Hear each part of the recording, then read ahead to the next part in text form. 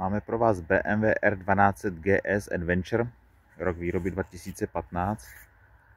Je to 60 000 km, motocykl dovezen z Německa od druhého majitele s pravidelným servisem, kdy poslední servis byl v 57 000 km, březen 24. Motocykl má 2 klíče, COC list,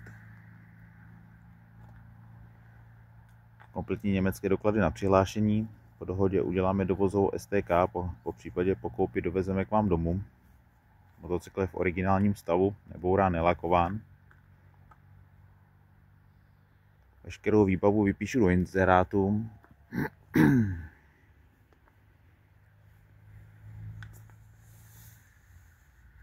Krásné pneumatiky, 90%, kotouče nevěté, bez drážek.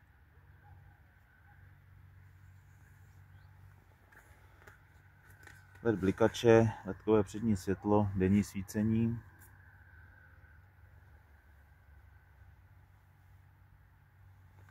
Tady na padáku je drobná kosmetika.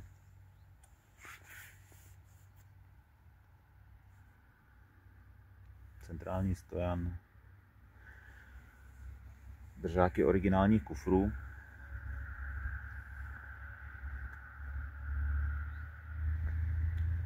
Ledkové světlo.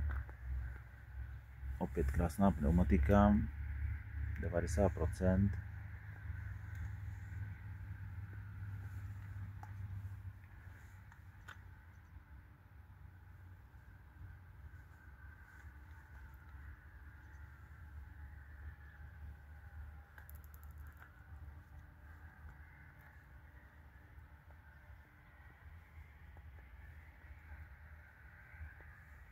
Má to hezkou výbavu, vyhřívané hefty, tempomat,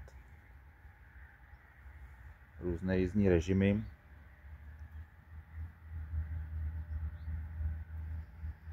Držák navigace, 2 klíče. Veškerou tu výbavu vypíšu do inzerátu.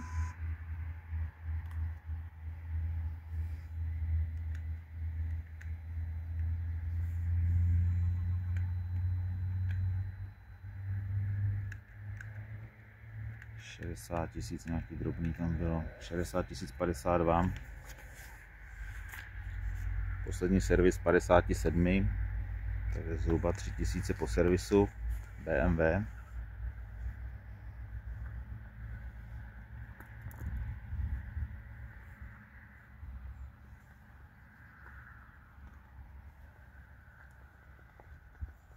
Má to senzor tlaku.